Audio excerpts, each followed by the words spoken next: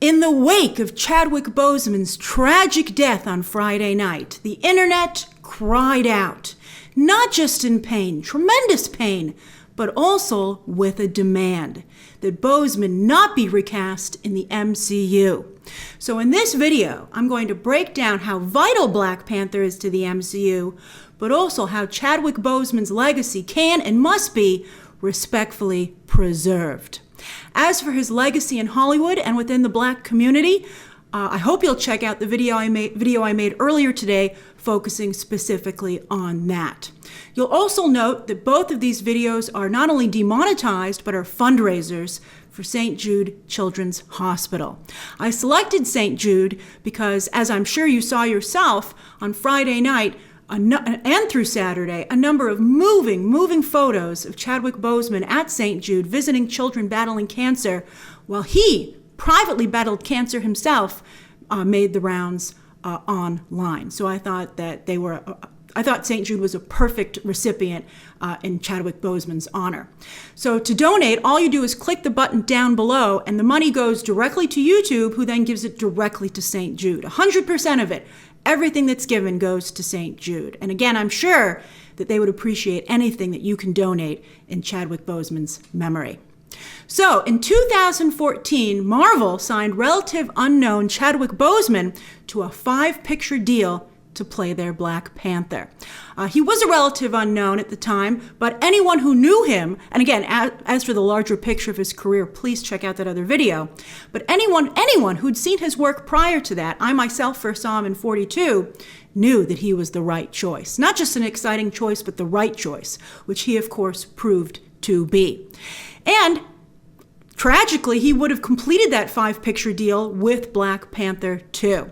And on that note, I do have to say that I hope that Marvel will give some additional compensation to Chadwick Boseman's widow and family. Of course, they are not legally obligated to do so, but at the very least, they could set up some kind of charitable fund in Boseman's honor, because Boseman never got the opportunity to renegotiate a more lucrative follow-up deal as his peers have done. Just another tragedy on top of the whole thing. Although I'm sure that Marvel will do the right thing. Now, the 2014 contract was signed 2 years prior to his diagnosis of stage 3 colon cancer. And some of you have asked, do you think Marvel knew? Ryan Coogler, in a very touching tribute to Chadwick Boseman, which he put out on Sunday, I highly recommend that you check that out. He said he did not know the details or extent of Boseman's illness, Boseman being a understandably very private individual. But I would be pretty sure that Boseman disclosed it to the higher-ups at Marvel, like Kevin Feige. Not only do actors have to be insured and undergo physicals before any big production, and Black Panther began filming in January 2017, but as we can all see, and as we all know, Boseman was a person of great integrity. And Boseman, of course, as I just said, turned out to be an incredible Black Panther. Not just an instant fan favorite in Civil War, but I'd say the moment he took the stage at his first MCU event. Then in Black Panther's solo movie, that became one of the most successful films of all time, driven by Boseman's performance. And he, along with the film, proved that a blockbuster with an almost entire cast of color could not only survive but thrive, loved by audiences across the entire globe. You don't get to over 1 billion if not everyone is seeing your movie.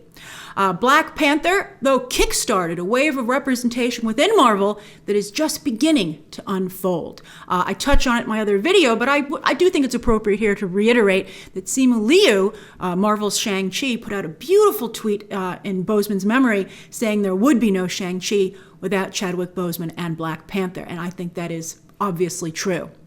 And then, with 7 overall Oscar nominations, going on to win 3, Black Panther was the first superhero movie nominated for Best Picture.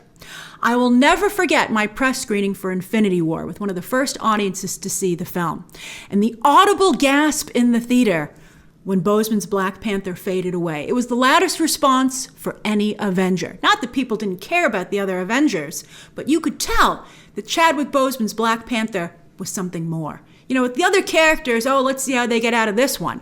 But people just couldn't stand to see Boseman fade away, because he, to them, was, again, more than just a fictional character.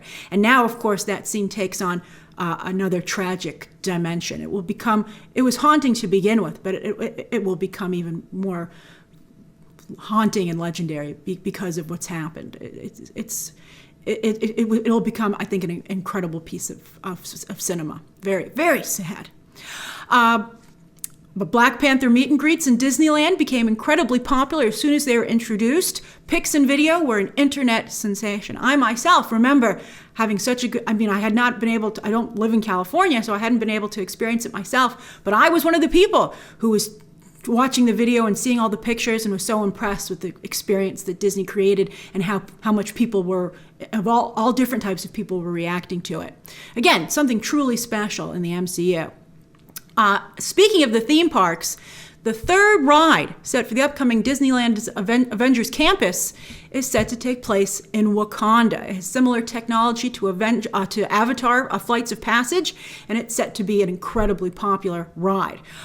Disney also is already casting stuntmen to play Black Panther in the park. I recently retweeted a casting call for that. And I think that they should still do that. When the park should open in the next year or so. It was supposed to open actually this summer, but was delayed because of the pandemic. I would have, T'Challa's Black Panther making appearances in the park, at least until Shuri likely takes over the role in Black Panther 2, which we will respectfully discuss in just a moment. But as for the attraction, I'm sure it will still take place in Wakanda, as it should, but timing again will dictate which Black Panther we actually see in the ride, although I am sure the ride will include some kind of ode to Chadwick Boseman's T'Challa, again, as it should. And Black Panther 2 is one of Marvel's most anticipated movies, with Namor set to make his MCU debut, already teased in Avengers Endgame and confirmed by the Russo brothers. So let's talk Black Panther 2, which now finds itself in a similar situation to Furious 7, which I do believe actually provides the blueprint for how to handle this situation. Now, as you might recall, Furious 7 had to deal with the tragic death of Paul Walker, who died during production. They were taking a break for Thanksgiving weekend, and he had, of course, that horrible automobile accident. James Wan handled Paul Walker's death incredibly respectfully, and the film was delayed a year for Wan to figure it out, and then it was released in 2015 with an incredible send-off for Paul Walker, thanks to Paul Walker's brother and also technology to create a digital double. That was an incredible piece of film history. So now only Ryan Coogler knows if Black Panther 2 needs to be delayed. But like James Wan, Coogler is a talented, clever, and caring filmmaker. And I have no doubt that he will handle Black Panther 2 pitch perfect and that Kevin Feige will give him carte blanche to do so.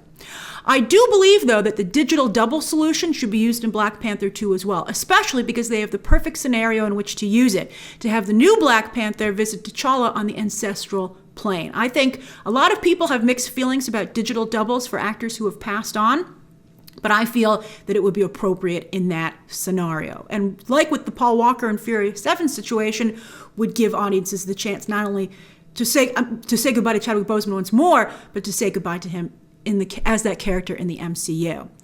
And again, the new Black Panther should be Shuri. I think it will be Shuri. There's a comic book precedent for it, and for her not to inherit the mantle would be wrong. I believe it would go against everything Boseman not only stood for as Black Panther, but for as a person in real life as well. And a female Black Panther would, I think, go along with making it not feel like Boseman was being replaced in the sequel. I understand that some fans have already said that they don't want to lose a strong male Black character. I've seen a couple of you tweet that to me, and Black Panther meant a lot not only to Black male children, but Black male adults. So I think that the solution to that is M'Baku. I would level him up to be a teammate, to make Black Panther 2 a team-up movie, similar to how Black Widow assisted Captain America in Winter Soldier. Now, the first Black Panther was an ensemble piece, which representing a community and a microcosm that represented the larger real-life Black community, which Ryan Coogler did beautifully. And yes, the ensemble did skew a little bit female, shining a light on the importance of Black women to the Black community, which I thought was very commendable and important. But there was a balance to the overall film so that, again, everyone did feel represented, and again, I feel Coogler will keep it that way. Now, there had been talk about Killmonger maybe coming back, but in the wake of Boseman's actual death, I don't think that would be appropriate, certainly not for Black Panther 2, and I believe it might never, quite frankly, be appropriate. I feel that just very much so might be the case. And while many of us wanted to see Storm introduced, I think a successful transition to Shuri is what's important now, and everything should be turned to that. I would not do Storm for Black Panther 2. I want to make sure that Shuri is well accepted as the new Black Panther, and that none of that horrible toxicity that exists around other female superheroes it introduces itself in this situation. Not only because it would be so disrespectful again to Boseman, but I'm sure that Ryan Coogler will make sure that the film still has a strong male energy, just as he did in the first film. You have M'Baku, and you also have Namor coming in. And I mean, Coogler could change that, even though it was already teased again in Avengers Endgame. We'll see what happens, but I don't see any reason you still couldn't introduce Namor. And I would fully expect Namor to now more so than ever, to be an actor of color. It would either be, I think, an Asian actor, Hispanic actor, or maybe even Pacific Islander, because that region makes a lot of sense. Now, on that note, Aquaman. If I were Warner Brothers and Black Panther 2 does not move its release date, I would move Aquaman to the following year. The Namor introduction makes the films very similar. But I don't think Aquaman needs to move if Namor is not introduced. But if Namor is introduced, I think it would be respectful to move Aquaman and smart to give Black Panther 2 some space. Black Panther was already a cultural event. This sequel is going to be on a whole other level. Probably, I would say, something that we've never seen before. I truly do believe that's going to be the case. And I'm sure that somewhere down the line there will be a Black Panther 3. And since Black Panther is a mantle, it eventually will be passed on after Shuri to a male character. But Chadwick Boseman is T'Challa now and forever. I think that is I think that's without question, for sure. As I said, the internet demanded it on Friday night, and I think will continue to demand it. As for laying the groundwork for any future transitions, look for Marvel Comics to do that over the course of the next year. They have some incredible Black talent working there already. So does DC, by the way. And so I think Marvel will select an incredible writer and artist to handle the death of T'Challa first, and then introduce a male character who can eventually inherit the mantle from Shuri, to introduce that character to audiences, and again, as I said, set that groundwork. So how would you like to see the MCU honor the legacy of Chadwick Boseman? And what has Black Panther and Chadwick Boseman meant to you? Share your thoughts, experiences, and memories down below. And of course, if you could donate to St Jude Children's Hospital in the memory of Chadwick Boseman, I'm sure both he and St Jude would appreciate it. All right, thank you.